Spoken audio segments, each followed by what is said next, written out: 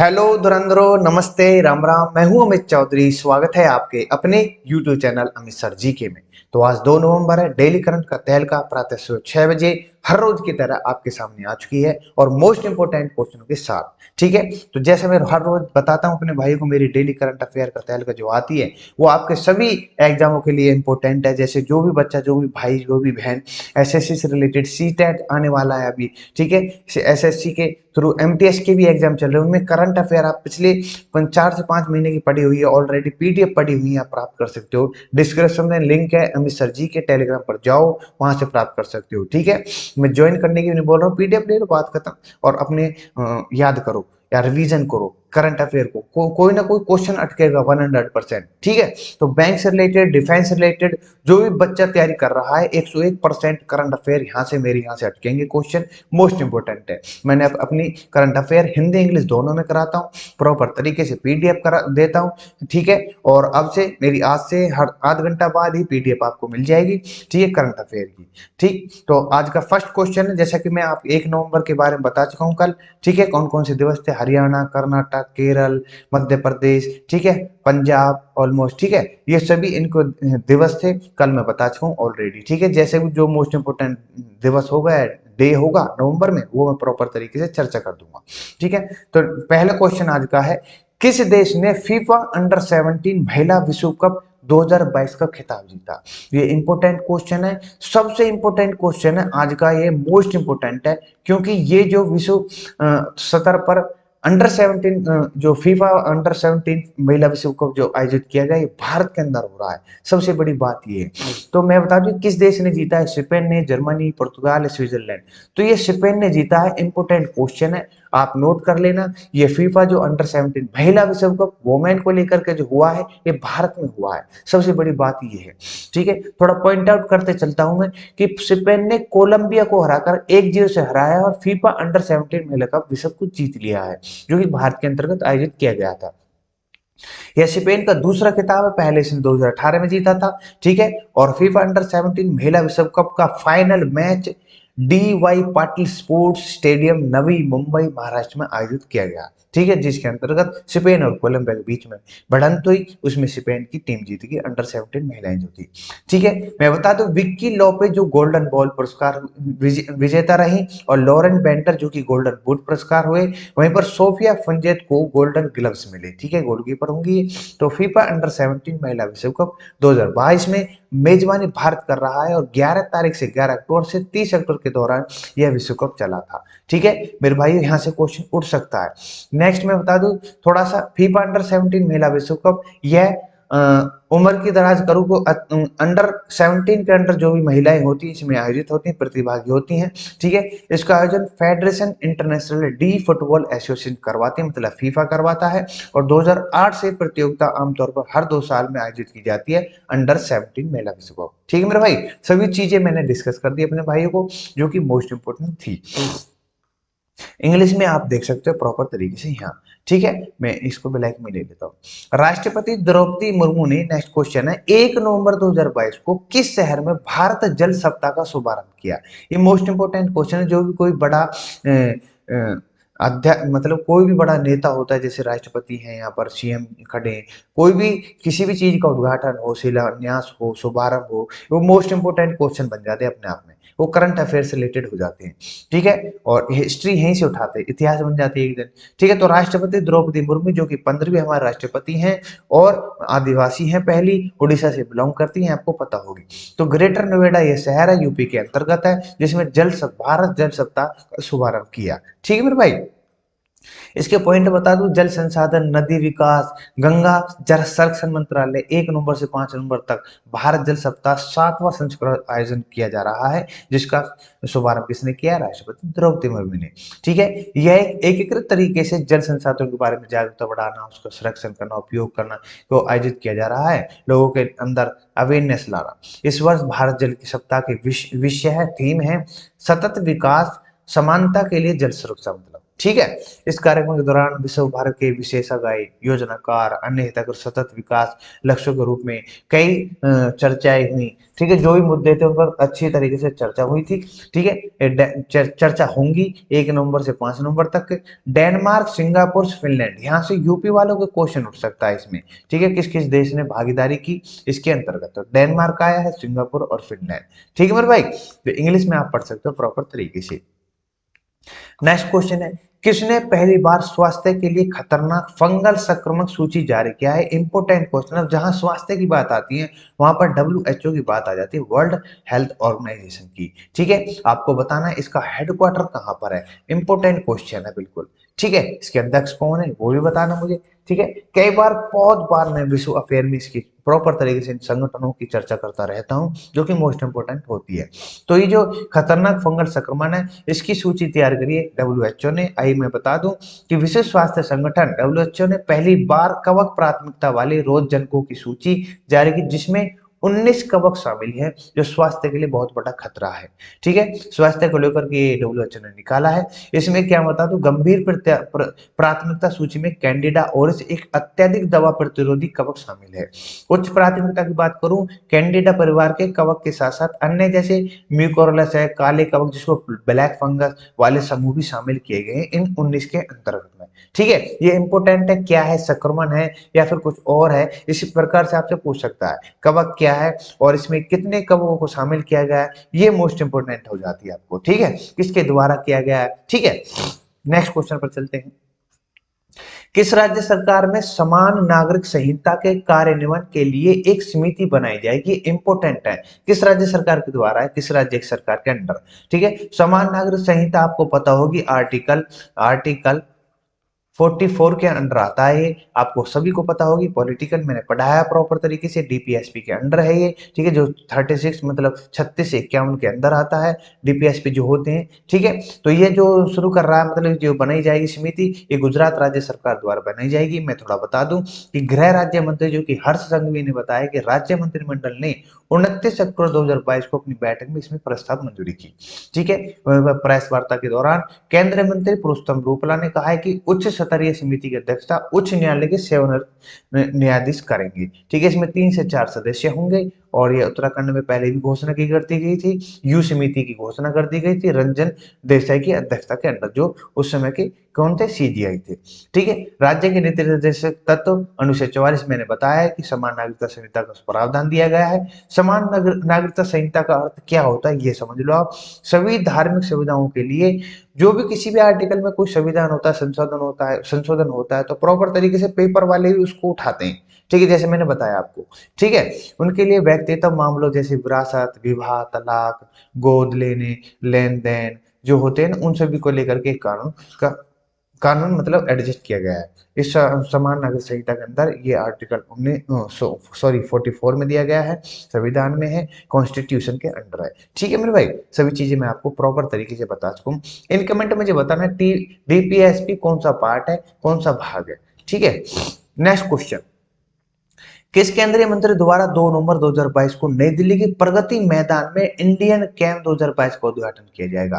राजनाथ सिंह करेंगे, स्मृति ईरानी करेंगी, योगी आदित्यनाथ सिंह करेंगे या डॉक्टर मनसुख मांडविया? तो इसका राइट आंसर हो जाता है डॉक्टर मनसुख मांडविया जी।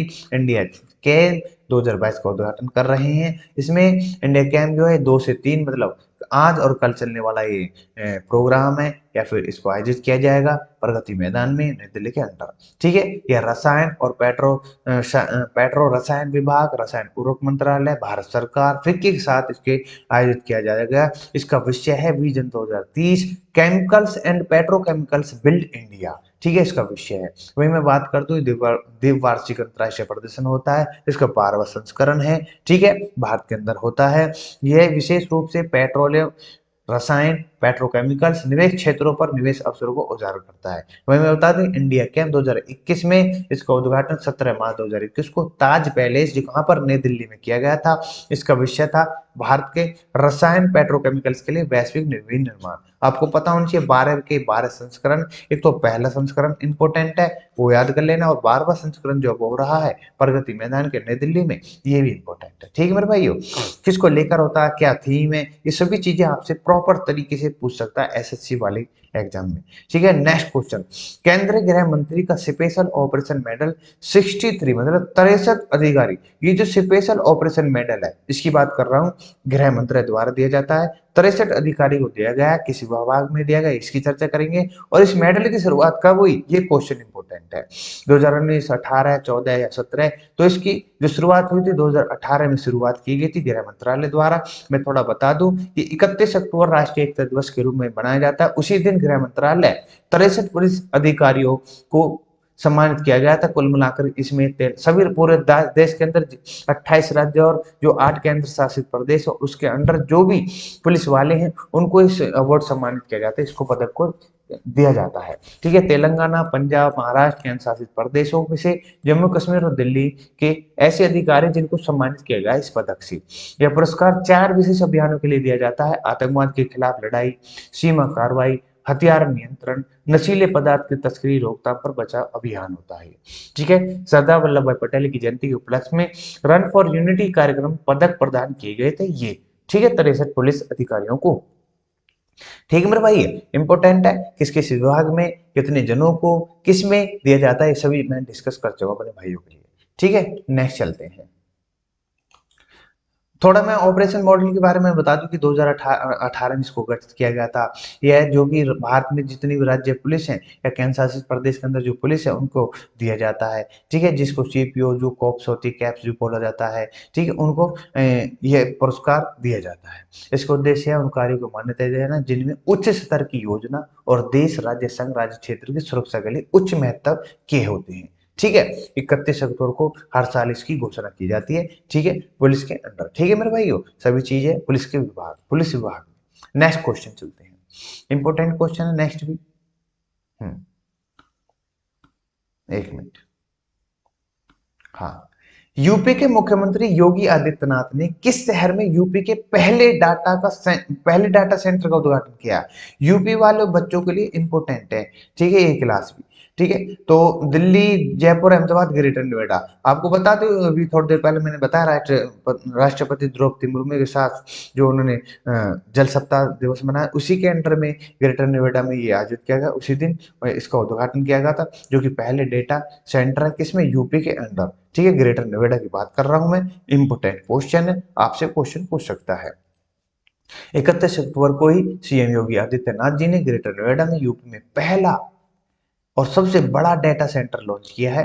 परियोजना का चरण 1 पूरी तरह से अत्याधुनिक तकनीक से लैस होगा। ये 2 साल में पूरा किया गया है। इसमें 81,000 वर्ग मीटर के क्षेत्र के अंदर ये 15 अक्टूबर 2020 को शुरुआत की गई थी इसकी, और 116 करोड़ की लागत से शुरू किया गया है। ठीक है, बनाया गया है। कुल मिलाकर हीरानंदिनी समूह की सहायक कंपनी यूटाटा ने इसका निर्माण किया है। ठीक है, इस केंद्र में कुल 6 टावर बनाए जाएंगे, तो जो कि पहला टावर पूरा हो गया है। 30 मेगावाट डेटा स्टोर किया गया है। कुल मिलाकर जो यूपी राज्य से जो सुविधा दी जाएगी इसको, वो प्रॉपर तरीके से दी जाएगी, क्योंकि सेंटर इसमें खोला गया है। नेक्स्ट क्वेश्चन है, किस व्यक्ति ने राष्ट्रीय एकता दिवस 31 अक्टूबर 2022 पर केवड़िया में, अब केवड़िया कहाँ पर, गुजरात, सभी को पता होगी। ठीक है, तो इंपोर्टेंट है मियावाकी वन, ये इंपोर्टेंट है, ये क्वेश्चन इंपोर्टेंट है, आपसे पूछ सकता है कि मियावाकी वन कहाँ पर है। भूलभुलैया उद्यान का उद्घाटन किया, तो नरेंद्र मोदी द्वारा इसका उद्घाटन किया गया था। ठीक है, उन्होंने एकता नगर जो कि केवड़िया के अंतर्गत ही जाना जाता है, ये गुजरात की पहली हाउस बोट सेवा ओयो एकता हाउस बोट के नाम से शुभारंभ किया गया है। और statue of unity Sardar Vallabh भाई पटेल जो कि 182 मीटर लगभग ऊंची है। ठीक है, ये आपको पता होना चाहिए, उसी में है। भूल भुलैया उद्यान भारत का सबसे बड़ा भूल उद्यान बन गया है, 3 एकड़ के क्षेत्र में बना है। और जापानी एक वनस्पति शास्त्र है जिन्होंने इसको उनके नाम पर ही मियावाकी वन नाम धरा गया है। डॉक्टर अकीरा मियावाकी द्वारा विकसित तकनीक से लिया गया है, आपसे पूछ सकता है ऐसे भी। ठीक है, और ये भूल भुलैया जो है यहाँ पर कुल मिलाकर भूल भुलैया हो करेगी, चोर सिपाही खेले करेंगे, जनता जा जाते हैं। तो इस विधि में 10 गुना तेजी से बढ़ते हैं। जंगलों की बात की, ये पौधे रूपी जो कि बहुत बड़े जो कि ये वनस्पति शास्त्री इनके द्वारा इसको तकनीकी रूप से विकसित किया गया है। ठीक मेरे भाइयों, ये मैंने बता दिया आपको, इंग्लिश आपने पढ़ लेना इंग्लिश में। तो नेक्स्ट है राष्ट्रीय सुरक्षा रणनीति एनएसएस लाने के लिए किस देश के राष्ट्रपति को अनिवार्य किया गया है? ये इंपॉर्टेंट है। अमेरिका के राष्ट्रपति, ब्रिटेन, रशिया, इंडिया। तो अमेरिका के राष्ट्रपति आपको पता है जो बाइडन, उसको इन्वाइट किया गया है। तो अमेरिका ने हाल ही में अपनी राष्ट्रीय सुरक्षा रणनीति शुरू की है। सभी अमेरिकी राष्ट्रपतियों को अपना एनएसएस लाने के लिए, मतलब गोल्ड वाटर निकोल्स डिपार्टमेंट और डिफेंस रिकॉग्निशन एक्ट 1986 के द्वारा अनिवार्य किया गया है। ये सभी चीजें इंपॉर्टेंट है, यहाँ से क्वेश्चन उठते रहते हैं अंतरराष्ट्रीय इंटरनेशनल लेवल पर। ठीक है, तो ये जो बात हुई है जो बाइडेन की, अमेरिका के अंडर हुई है, उन सभी के राष्ट्रपति को एनएसएस को बुलाया गया है। प्रॉपर तरीके से क्या होता है क्या नहीं, इसकी मैं विश्व अफेयर में चर्चा करूंगा प्रॉपर तरीके से। नेक्स्ट क्वेश्चन है, थोड़ा सा दुखदायक है, थोड़ा सा आपसे यहाँ से क्वेश्चन उठ सकता है। ठीक है, काफी चर्चित में है ये, क्योंकि मच्छू नदी का मोरबी ब्रिज किस राज्य में स्थित है? ये गुजरात में स्थित है। ठीक है, सॉरी गुजरात में स्थित है। आपको पता होगी कि एक दो दिन पहले ये जो 134 साल पुराना जो पुल था, जाल का पुल था, इसको ब्रिटिश द्वारा ब्रिटिश शासन के दौरान ही निर्मित किया गया था। ठीक है, और 7 महीने में पहली बार खुला था। ठीक है, इस पर घूमने के लिए इसको झूलता पुल भी कहते हैं, या फिर जुलटो पुल भी कहा जाता है, जैसे लिखा भी हुआ है। इसके अंदर 34 बच्चे और 40 महिलाओं की मृत्यु हो गई। टोटल बताया जा रहा है 140 लोगों की मृत्यु हो चुकी है इस पुल के टूटने के लिए। आपसे ये थोड़ी सी दुखदायक संदिग्ध घटना थी। ठीक है, इसलिए मैं थोड़ा वैसे भी चर्चा कर दी है। ठीक है, तो नेक्स्ट क्वेश्चन पर चलते हैं। नेक्स्ट क्वेश्चन है आज का लास्ट क्वेश्चन है, इंपोर्टेंट क्वेश्चन है आप सभी के लिए। ज्यादा देरी न करते हुए, DRDO industry academy centre of excellence DIACOE किस संस्थान स्थापित किया गया है? तो IIT रुड़की में इसको डेफेक्सो जिसको नाम दिया गया है, तो यह स्थापित किया गया डीआरडीओ द्वारा। ठीक है मेरे भाई, मैं बता दूं कि रक्षा मंत्रालय, भारत सरकार ने भारतीय प्रौद्योगिकी संस्थान रुड़की में DRDO industry academy centre of excellence स्थापित करने के लिए मंजूरी दे दी है। यह सुविधा डीआरडीओ द्वारा भारत सरकार से वित्तीय सहायता प्राप्त करेगी। ठीक है मेरे भाई, कोई दिक्कत किसी प्रकार से कहीं भी किसी भी स्लाइड में आपको कोई दिक्कत आती है तो आप मेरे से कांटेक्ट या इंस्टाग्राम, टेलीग्राम या फिर कहीं से बात कर सकते हो, पीडीएफ ले सकते हो किसी भी चीज की, एसएसटी से। जैसे कि सीटेट की मैंने तैयारी शुरू करवा दी है। सीटेट दिसंबर में पेपर होगा एसएसटी से रिलेटेड। ठीक है, उसके लिए मोस्ट इंपोर्टेंट मैंने टेस्ट सीरीज चला दी है, जो आप सभी के लिए बहुत ही हेल्पफुल रहेगी। ठीक है मेरे भाई, तो आज की क्लास कैसी लगी, आज का सेशन कैसा लगा मेरे करंट अफेयर का, लाइक शेयर सब्सक्राइब से पता लग जाएगा मेरे भाइयों। नमस्ते, राम राम, सब कुछ फ्री है ऑन यूट्यूब पर। जय हिंद, जय भारत।